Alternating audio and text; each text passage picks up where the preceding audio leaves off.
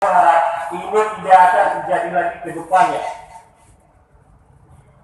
Maka secara tegas kami dari Gerakan Anti Korupsi Aceh Barat meminta kepada Dinas Kesehatan Kabupaten Aceh Barat agar mengevaluasi baik kepala Puskesmas, bidan yang bertugas yang bertanggung jawab terhadap kasus ini.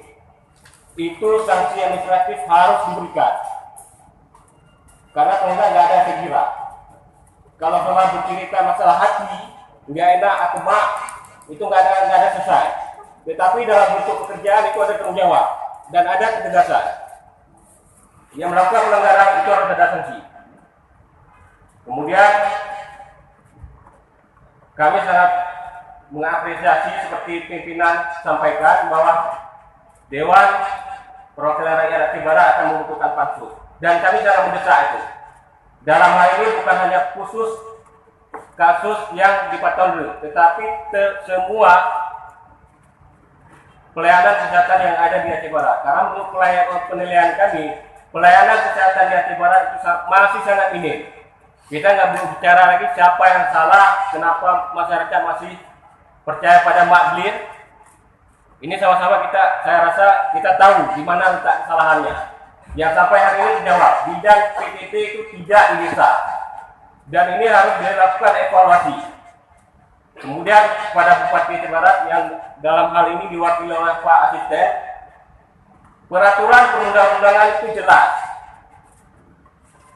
Kalau Bapak menerapkan itu, Bapak tidak melanggar hukum, tapi melaksanakan hukum. Berikan sanksi yang tegas kepada PNS, PTT, dan siapapun yang bekerja di birokrasi pemerintahan yang melakukan pelanggaran, itu harus ditindak tegas. Bila perlu pecat, karena ini menyangkut nyawa orang. Nah, mungkin permintaan atau pernyataan daripada kami mewakili CSU Aceh Barat cuma kepada tiga ini, Kepala Dinas Kesehatan untuk melakukan evaluasi dan memberikan sanksi administratif kepada petugas yang bertanggung jawab.